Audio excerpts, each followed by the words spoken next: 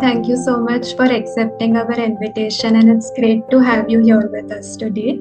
You Pleasure. are such a leading name in the Indian holistic health community, so I'm sure our viewers are going to learn a lot of new things after hearing your thoughts. So, thank you. Thank you. And thank you for doing it. Yeah, our pleasure. So, ma'am, starting with your healthcare journey, you have been a practicing healthcare professional for over 4 decades now. So, how has your experience been so far, and what prompted you to enter the healthcare domain?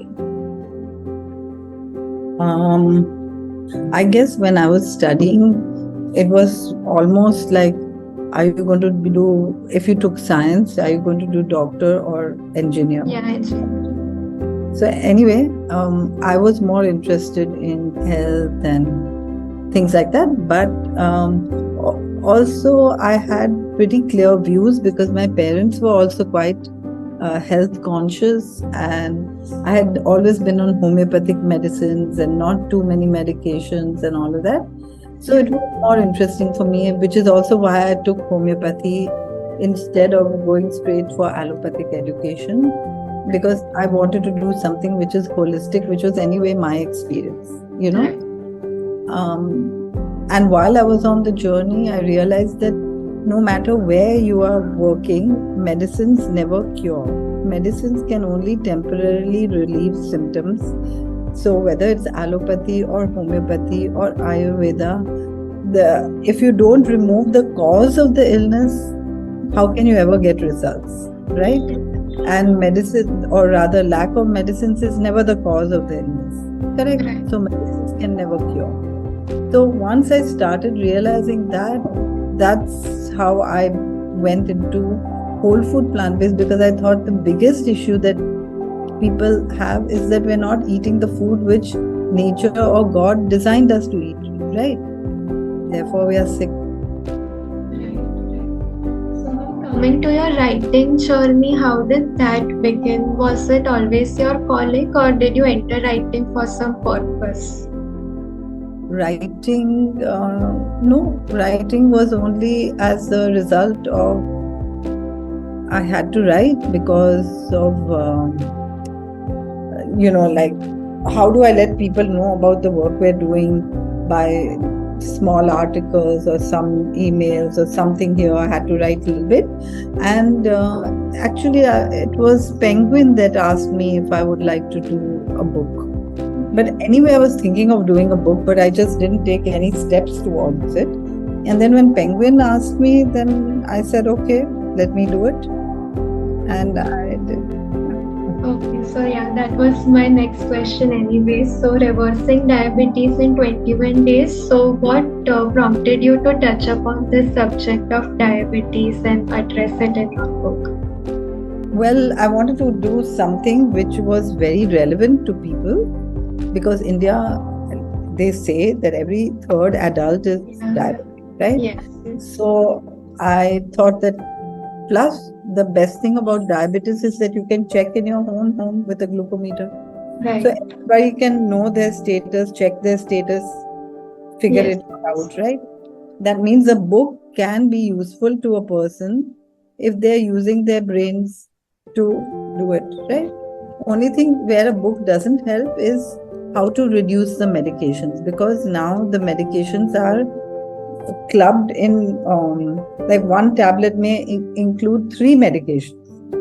So if you suddenly stop, then the blood sugar will shoot high, right? So patients don't know how to reduce medications, maybe, but beyond that, the book tells everything that actually can get the results. Yes. So yeah, so that was my aim. That, like, what's the point of writing a book, say, on cancer, which then, although my next book is on cancer, but I'm just saying that it's not something that a person can utilize immediately and start getting results, right? That's true. Another thing could be high blood pressure, for example. Yes. Cholesterol or high blood pressure. Yeah, things like that. Okay, ma'am, in your opinion, what are some of the biggest challenges we are facing in the healthcare sector as of today? There are multiple challenges. So the challenge to the patients is that they truly have no idea about anything about health, because Yeah. nothing is taught in schools, colleges, in general education. And in fact, the opposite is being taught through the media, like Yeah. because of advertising, and because of culture. So our culture is growing worse all the time. Like, the amount of eating animal products is just increasing, whereas animal products are not our food because we can't eat it raw. Yeah. We it's something that we have been taught to taught ourselves to eat by cooking and whatever. So it's not our food. So we are eating foods that don't belong to our species. We're eating more of them, and then on top of that, to make foods very addictive, people are adding additives and Yes. colors and taste makers and everything to everything. And even like there are 5 things which are very addictive: sugar, oil, sugar, oil, MSG, Mm. and fat. No, sugar, fat, MSG, um, and milk powder. Milk Yeah. powder, like even if you go to get potato chips, you would Yeah. get milk powder in it, right? So there's so many. So right now I said 4 and 1. It's not I coming think back. you also mentioned oil. Yeah, but sugar, fat, or oil or any fat, sugar, fat, MSG, Milk milk powder. powder, at least 4 things. These are the 4 things that make everything addictive. So what they do, they put this in every single thing, Yeah. and then people don't realize that they eat more and more of it. Yes, yes, yes. Because it's addictive if they consume it recurrently. For example, now local area, even plain potato chips are not selling. Yes, Means yes. they don't sell them. They only Yes. sell the different flavors. So Yeah. if you go into the market for potato chips, you cannot escape the artificial flavoring, the MSG, the milk powder, the sugar, Yeah. salt, 5 things: Yeah. sugar, Yeah. salt, fat, milk powder, and MSG. Yes. Right? You cannot escape any of this. Yes, yes. That's very true. Now, And ma'am, they make things so that you will get addicted in all the 5 ways. yeah, yeah. All packaged foods come with these five ingredients. That's true. Now, ma'am, coming to your veganism journey, you are a practicing vegan since 1985, right? So, So actually, I got the idea of it even before 1985. And from, say, 1985, I became more strict and was having more vegan. At that time, I didn't really know or wasn't clearly thinking. And so I was still eating something which may be cooked in oil, yes, or yes. in ghee or butter or something.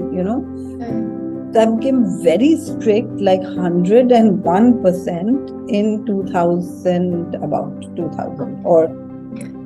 so there was a little gap in between where I was almost there, but not 100%. Fully there. Okay. So, what led you to embrace this path of veganism? Like, how did you become conscious of your choices? I became conscious when I realized that I was vegetarian, and I realized that in order to consume milk, you have to kill cows. Yeah. So it brought it to my consciousness. It was just that probably I was fearing deprivation, or I didn't know how to do it. I mean, also when I started, there was no vegan, nothing word or anything in the Yeah. market. So, you go out and somebody has cooked in ghee, and I didn't have something to say. But I think it wasn't all those things. It was more my personal thought of deprivation. I think. I can't be sure now, but then I was sitting and talking to somebody, and he told me how he's 100% vegan, and I just from that day I changed overnight. Like, no matter what comes in front of me, I will not touch it. Right. So, yeah. Yes. So, ma'am, in a culture like India, dairy is an inseparable part of our cuisine. Like milk and ghee and makhan, all these are ingrained in our diet. So, what are your thoughts on how do we tackle people's psyche here in India that they should embrace veganism for their diet? So I think that people would change for three reasons. Yes. One, like me, because they were touched by the cruelty. Yeah. Two is for health, because truly people are dying of cancers and diseases that could be prevented. Heart attacks, cancer, diabetes can be prevented if people knew the facts. And three is for the environment, because if you want to leave anything for your children, you cannot consume milk, right? So basically, I think that education is important, and it's like a snowball effect, that if one person becomes vegan, then people around will become vegan. And once you reach a critical mass, and I think to some extent we have reached a critical mass, because you can go to most good restaurants in most Indian cities and say that you're vegan, and people will understand what you're talking about, right? So that means that some kind of critical mass has been achieved.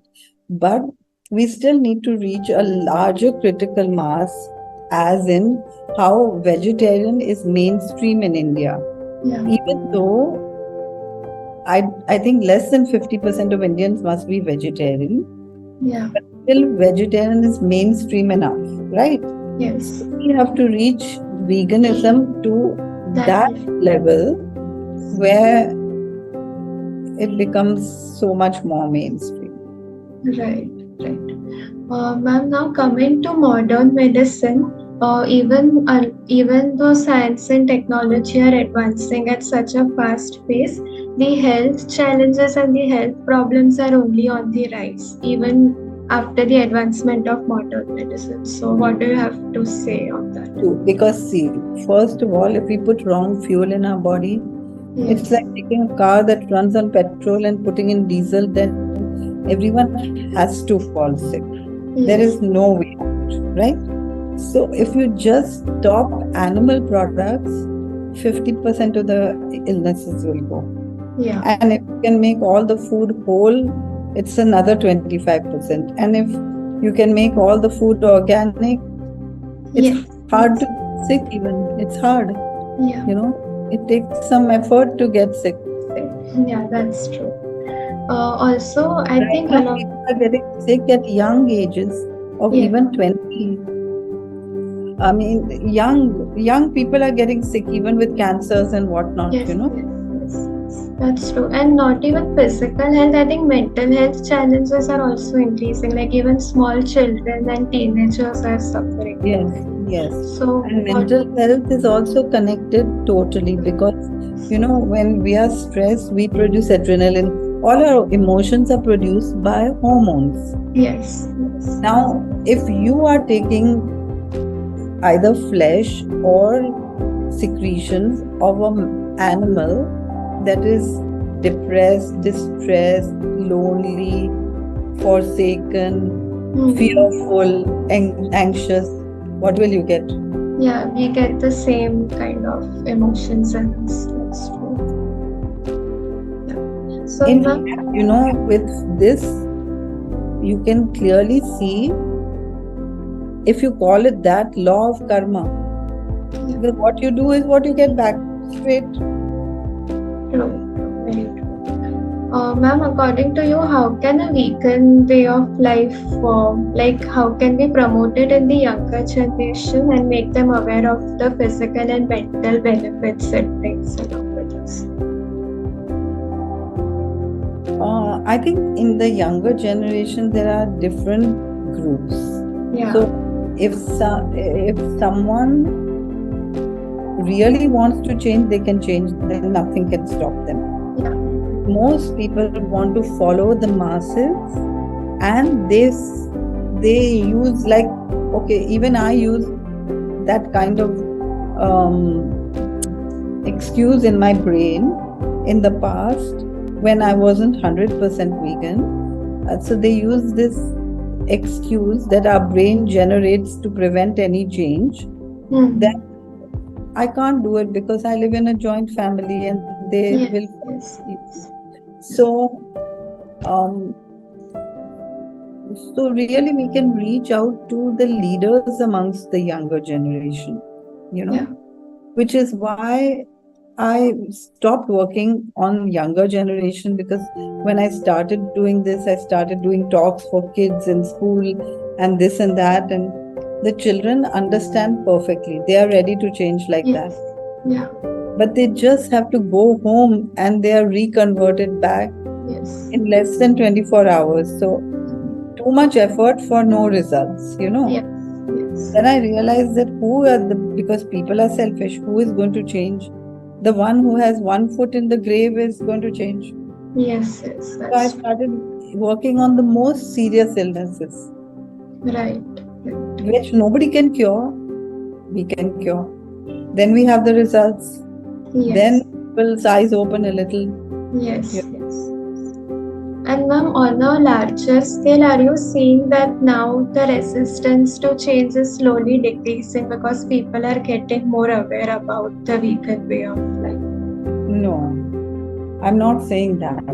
What I'm saying is that people are so sick that they have no choice, That's true. you know, and some realize it and some don't. Yeah. But some realize it, that what are my choices? Like, if I can just tell a sick person logic that, look, someone with cancer, that even a person with diabetes is not cured with medicines, how do you expect cancer to be cured? Yeah. If it, opens a light bulb, Yeah. then they'll listen to me, right? Yes. We have cases of cancer cured. Yes. You know. Ma'am, according to you, is the government taking active efforts to promote the culture of veganism and animal rights in the country as of today? Or are they blindly supporting the big pharma brands? So I got the Nari Shakti award, right?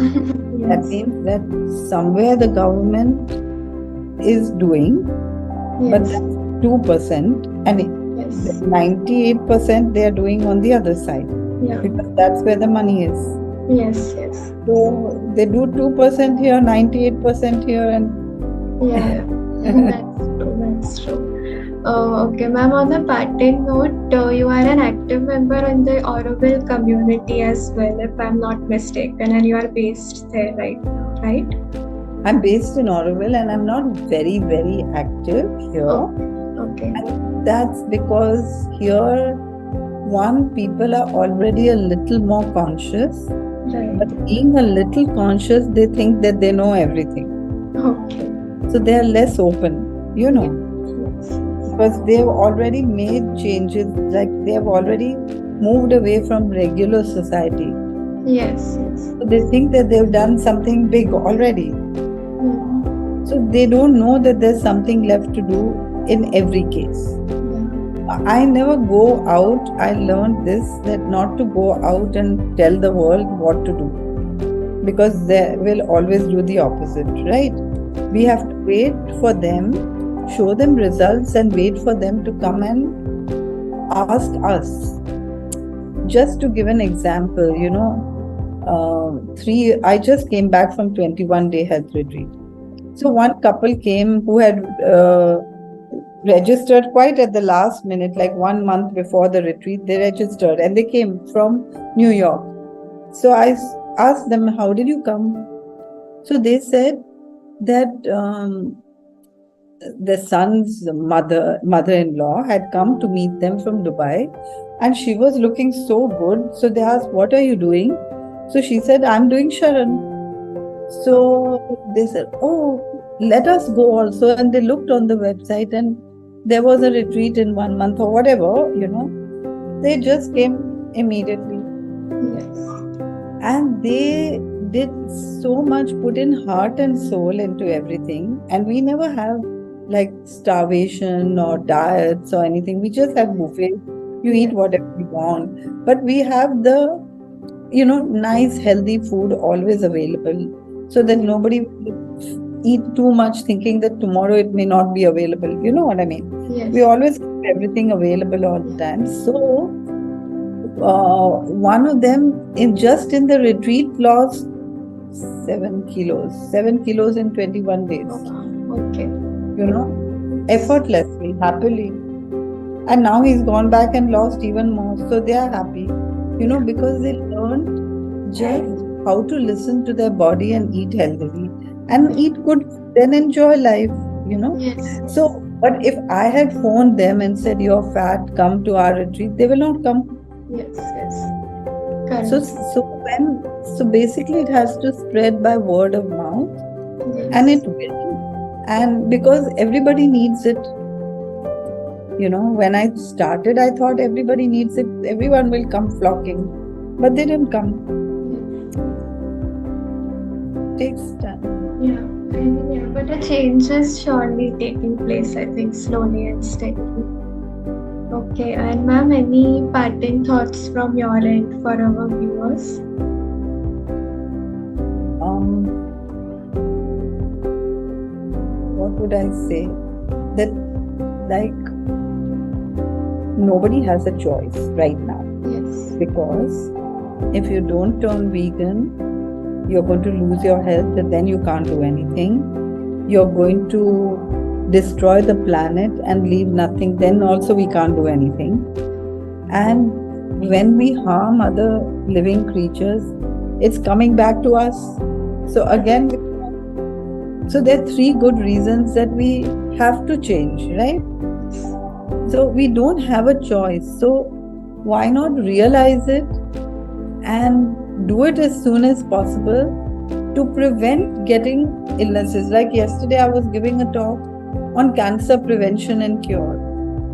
Why should we prevent cancer? Because doing a little bit to prevent cancer is so much more important than getting cancer and saying, "Oh my God, now what do I do?" Right? Yeah. True, ma'am. Okay, ma'am, thank you so much. I think it was a very informative and thought provoking discussion. And I'm sure the holistic health people who are interested in the domain will surely gain a lot of insights and learnings out